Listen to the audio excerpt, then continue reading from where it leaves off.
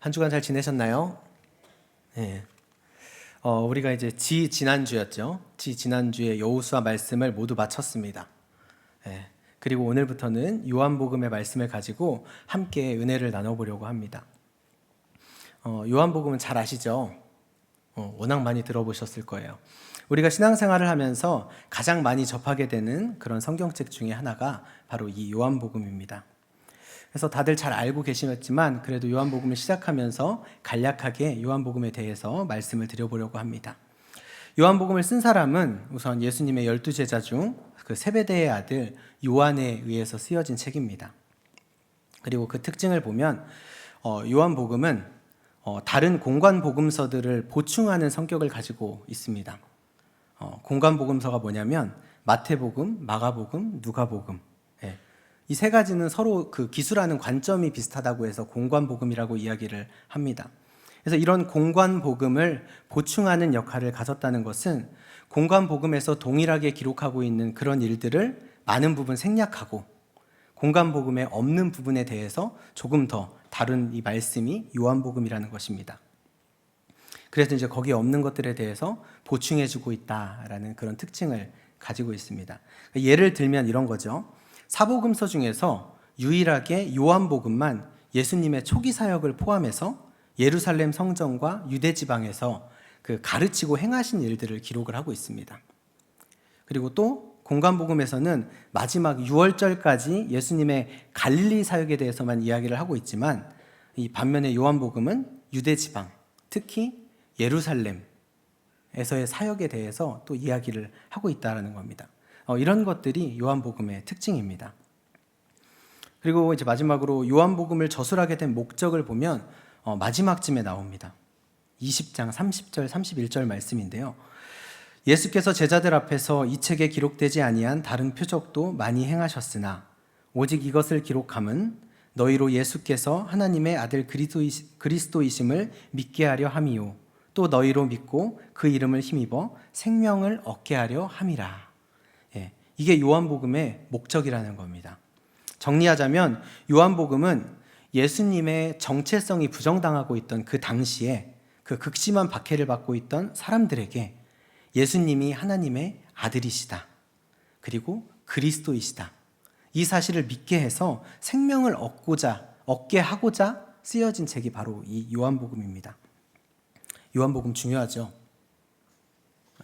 안 중요한가요? 굉장히 중요한 성경책입니다. 그래서 오늘 본문 1장을 보면 예수님의 정체성 그리고 예수님이 누구신가에 대해서 말해주고 있습니다. 저는 이제 말씀을 많이 들어보셔서 아시겠지만 말씀을 전할 때 쉽게 전하려고 굉장히 애를 많이 써요. 그 애쓰는 게 보이시는지는 모르겠지만 그래서 어려운 단어도 잘 안 쓰려고 하고 최대한 간략하게 전달을 잘 해보려고 노력을 많이 했는데 오늘은 좀 그게 잘 안 됐어요. 그래서 다른 때보다 제가 최대한 노력은 하겠지만 다른 때보다 조금 더 집중해서 들으시면 좋을 것 같습니다. 오늘 말씀의 앞부분은 매우 중요한 이야기를 다루고 있습니다. 1절, 2절 말씀을 한번 보겠습니다. 태초에 말씀이 계시니라 이 말씀이 하나님과 함께 계셨으니 이 말씀은 곧 하나님이시라 그가 태초에 하나님과 함께 계셨고. 요한이 1절과 2절 말씀에서 예수님에 대해서 이야기를 하고 있습니다. 먼저 말하고 있는 것이 태초에 말씀이 계셨다라고 말하고 있습니다. 태초는 언제일까요? 태초는 시간이 생길 때를 말합니다. 가장 처음의 시간. 그러면 여기서 봤을 때 적어도 이 말씀은 세상의 시작과 동시에 있었다는 것입니다. 그렇죠? 그런데 창세기 1장 1절 말씀을 보면 태초에 하나님이 천지를 창조하셨다라고 이렇게 기록을 하고 있습니다. 태초에 누가 세상을 만드셨습니까? 바로 하나님입니다. 시간이 존재하기 전에 이미 하나님께서 먼저 계셨다라는 것입니다. 그리고 그 먼저 계셨다는 것을 전제하고 있습니다. 이것을 신학적 용어로 그리스도의 선제라고 합니다. 먼저 있었다는 거죠. 그리고 두 번째로는 이 말씀이 하나님과 함께 계셨다는 겁니다. 그래서 말씀과 하나님 사이는 언제나 가장 밀접한 관계가 있었습니다. 다시 말하면 예수님과 하나님은 언제나 가장 친밀하고 가장 밀접한 연관이 있었다라는 것입니다. 그리고 세 번째는 이 말씀이 곧 하나님이시다라고 이렇게 기록을 합니다. 말씀이 하나님과 함께 계셨는데 말씀이 곧 하나님이시다. 분명히 이해하기 어려운 말이죠. 그래서 이 말을 좀 쉽게 설명을 드려보려고 찾다 보니까 원어적인 설명을 드리면 조금 도움이 되지 않을까 싶어서 말씀을 드립니다. 헬라어로 하나님을 데오스라고 합니다. 데오스라고 하고 그 앞에 정관사 호를 붙이게 돼 있어요. 그래서 호 데오스라고 하면 우리가 지금 말하는 하나님을 말하게 됩니다. 그런데 요한은 오늘 말씀에서 하나님은 호 데오스라고 지칭을 하면서 이 말씀은 데오스라고 지칭을 합니다. 앞에 호를 빼고 있죠. 하나님과 말씀을 완전하게 동일한 단어로 사용하고 있지 않다는 겁니다. 예수님은 생각, 감정, 그리고 본질적인 부분에서 하나님과 완전히 같기 때문에 우리가 예수님을 통해서 하나님이 어떤 분인지를 완전하게 알 수 있다는 것입니다. 그래서 요한은 하나님과 구별을 하면서도 또 하나님과 본질적으로 하나이신 분이 예수님이다 라고 이렇게 이야기를 하고 있습니다. 여기에 예수 그리스도에 대한 신비가 있고 하나님의 신비가 있는 것입니다.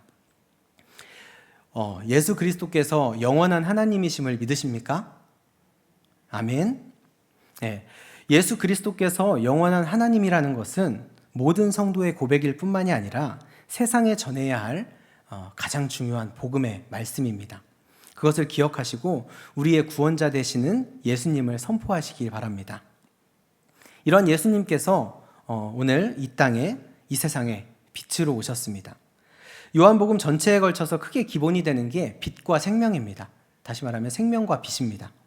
그래서 요한복음은 생명이라는 말로 시작을 했다가 생명이라는 말로 끝난다고 해도 과언이 아닐 정도로 생명과 이 빛에 대해서 굉장히 중요하게 이야기를 합니다.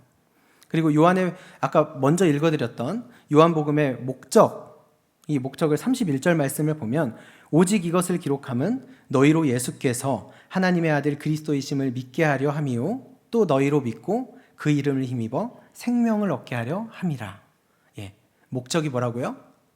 생명을 얻게 하려 함이라. 이곳에서도 생명에 대한 언급을 하고 있습니다.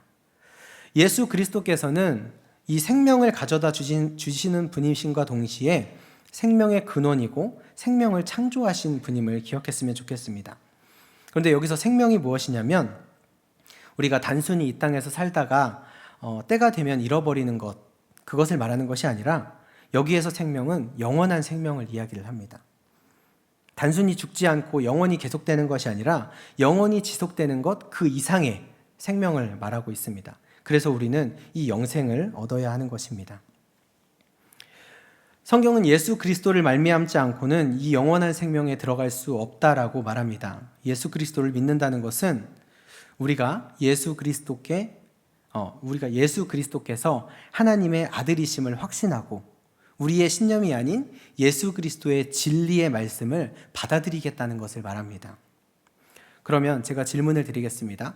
여러분들은 예수 그리스도를 믿으십니까? 아멘. 그럼 나의 신념을 버리고 진리의 말씀을 따르고 계십니까? 아멘. 예수 그리스도의 진리 앞에 나의 신념은 정말 하찮고 보잘것없는 것임을 인정해야 합니다. 그리고 또 하나 중요한 단어 빛에 대해서 이야기를 하는데요. 오늘 말씀에서 예수님께서 오실 것을 먼저 증언하며 외쳤던 침례 요한이 나옵니다. 이 침례 요한의 역할이 뭐였냐면 사람들이 세상을 살아가는데 세상의 눈을 돌리며 세상의 것들을 원하면서 살아가고 있었습니다. 그 사람들이 보던 시선을 이제 빛으로 오신 예수님께 돌리는 역할이 바로 침례 요한의 역할이었습니다. 그래서 세상을 바라보며 살아가던 사람들의 눈을 그리스도 안의 빛으로 바꾸는 것, 돌리는 것. 이것이 침례 요한의 역할이었습니다. 빛은 어두움을 물리치는 힘이 있습니다. 그래서 빛이 다가올 때 어두움은 물러갈 수밖에 없는 것입니다. 우리가 어두움 가운데 살고 있었지만, 죄악된 가운데 살고 있었지만 빛 대신 예수님을 만났습니다. 다들 만나셨습니까? 빛 대신 예수님을 통해서만 우리는 어두움 가운데 숨겨졌던 우리의 죄악된 삶을 볼 수 있게 된 것입니다. 빛 대신 예수님은 우리의 제약된 삶을 드러나게 하시고 또 돌이키게 하시고 우리의 하나님께로 이끄시는 분임을 기억하셨으면 좋겠습니다. 이렇게 빛을 통한 인도하심에도 불구하고 그것들을 대적하는 무리들은 존재했습니다. 5절 말씀을 보시면 빛이 어둠에 비치되 어둠이 깨닫지 못하더라.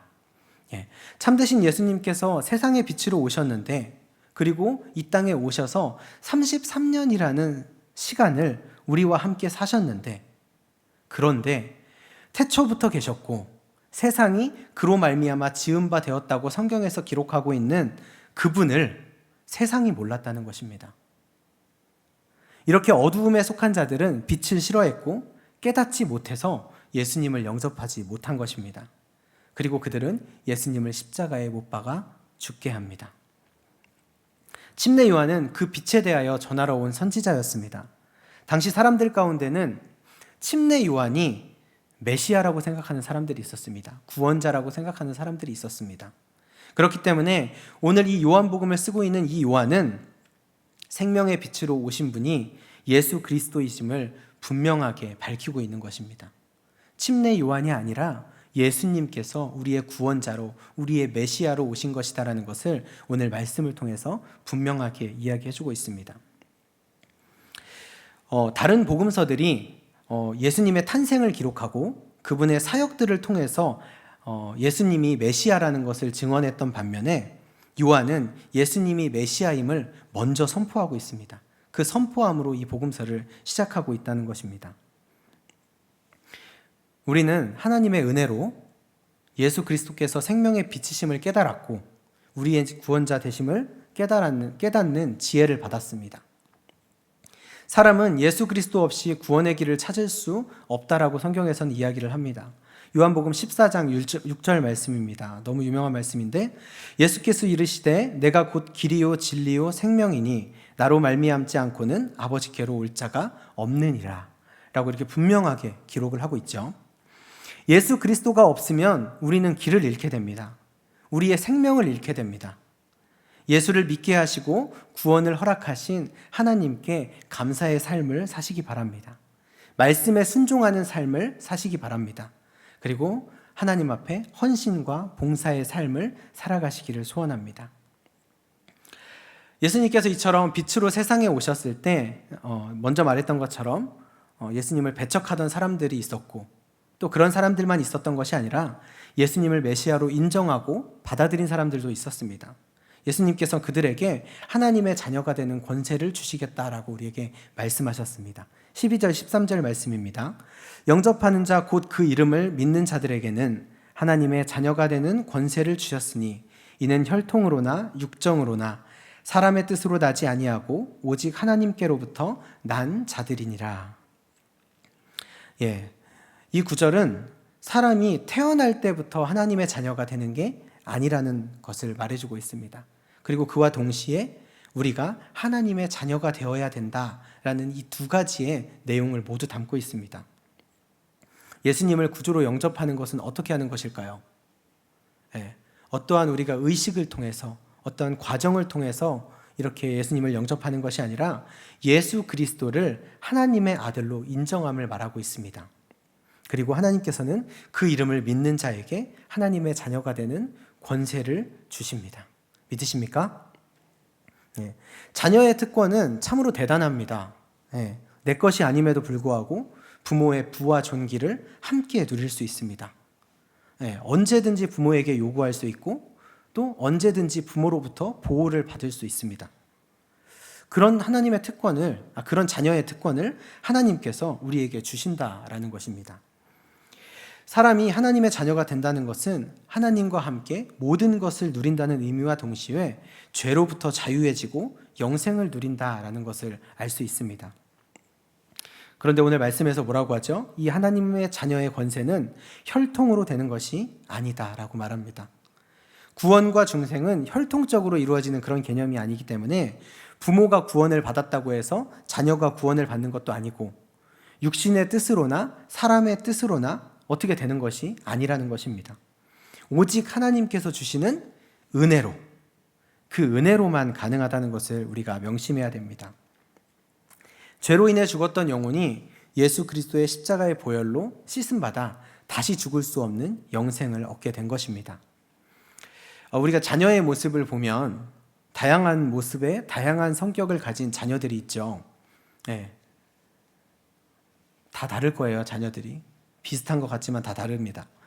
그런데 오늘 말씀과 연관되어서 구분 지어 보면 크게 두 가지로 구분을 지을 수 있습니다. 저는 어떻게 구분을 지었냐면 부모의 은혜를 당연하게 생각하는 자녀와 부모의 은혜를 감사히 여기는 자녀입니다. 이렇게 두 가지로 나눌 수 있을 것 같아요. 먼저 부모의 은혜를 당연히 여기는 자녀들을 보면 부모로부터 받는 것들에 대해서 당연하게 여깁니다. 그리고 자신이 무엇을 받고 있는지 모릅니다. 그리고 그것이 은혜라는 것을 모릅니다. 그리고 이 은혜를 받았다는 것을 모르기 때문에 부모님 보시기에 흡족한 사람이 되려고 노력하지도 않고 또 부모님이 주신 은혜에 보답하려고 애쓰지도 않습니다. 그런데 이와 반대로 부모의 은혜에 깊이 감사하는 자녀들이 있습니다.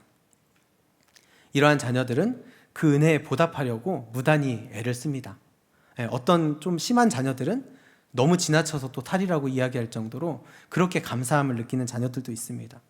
부모님이 바라는 사람이 되려고 노력도 하고 그리고 감사의 마음을 표현하기 위해서 부모님을 어떻게 하면 기쁘게 할 수 있을까 고민하기도 하고 그런 자녀들도 있습니다. 그런데 그 결과 이제 나이가 들어감에 따라서 이런 자녀들은 부모와 더욱더 가까워질 수밖에 없다는 것입니다.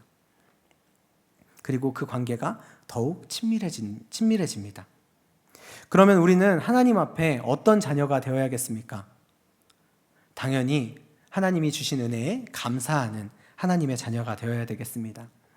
모든 인간이 하나님에 의해서 창조되었고 그들의 삶에도 동일하게 주어지는 그 일반 은혜를 보장받고 있다는 의미에서 보면 모두 하나님의 아들이라고 볼 수도 있겠지만 그 중에서 하나님이 주신 은혜에 진정으로 감사하는 사람이 참된 아버지와 아들 관계에서 하나님의 아들이 되는 것입니다.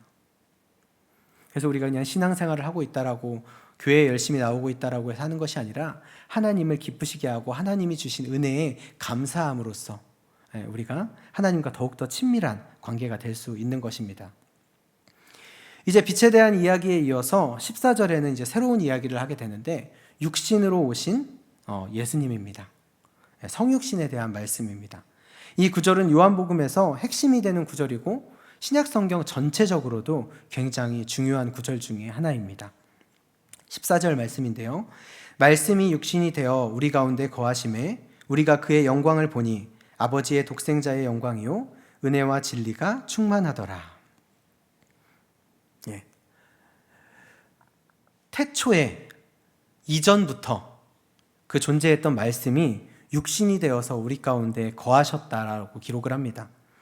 여기에서 육신은 단순히 사람의 몸만을 가리키는 것이 아니고 영과 육으로 구성된 인간의 본질을 이야기하고 있습니다. 예수님께서는 이렇게 완전한 인간의 모습으로 오셨습니다. 그렇게 육신이 되어 사람들 가운데 거하셨습니다. 그렇게 사람으로 출생하셨고 사람으로 성장하셨고 인간의 특성과 연약함을 모두 다 가지고 계셨습니다. 그렇게 자신을 낮추시고 33년이라는 시간을 우리와 함께 사셨습니다. 그런 예수 그리스도는 은혜가 충만하였다라고 성경에서는 기록을 합니다. 인간의 몸을 입고 오신 그 자체가 이미 우리에게는 은혜 자체였습니다. 왜냐하면 예수님께서 말씀이 육신이 되어 이 땅에 오신 이유는 바로 우리의 대속제물이 되기 위해서였기 때문입니다. 그리고 또 예수 그리스도는 진리가 충만하다라고 기록을 합니다. 예수님은 늘 진리의 말씀만 하셨고 악을 용납하지 않으셨고 악과 타협하지도 않으셨습니다. 그리고 하나님의 뜻을 있는 그대로 선포하셨습니다. 사랑하는 성도 여러분, 우리는 예수 그리스도를 통해서 은혜와 진리를 충만하게 받았습니다. 예수님의 은혜와 진리는 성경을 통해서 또 성령을 통해서 죄사함과 의롭다 하심의 구원을 우리에게 풍성히 허락해 주셨습니다. 그리고 예수님께서는 육신의 몸을 입고 낮아지신 결과 죄인된 우리가 하나님의 자녀로 높아지는 결과가 생기게 되었습니다. 예수님은 우리를 하나님의 자녀로 높여주시기 위해 자신을 스스로 낮추신 것입니다. 예수님의 은혜에 참 감사해야 될 이유가 되는 것 같습니다. 사랑하는 성도 여러분, 예수님께서 우리를 위해 이 땅에 오셨습니다. 우리를 위해 오신 예수님의 그 모습을 기억하시고 오늘 육신의 몸을 입고 이 땅에 오신 예수님의 희생과 사랑을 기억하면서 언제나 스스로 낮아지고 이웃을 높이는 겸손과 섬김의 삶을 살아가시는 모든 성도님들 되시기를 소원합니다.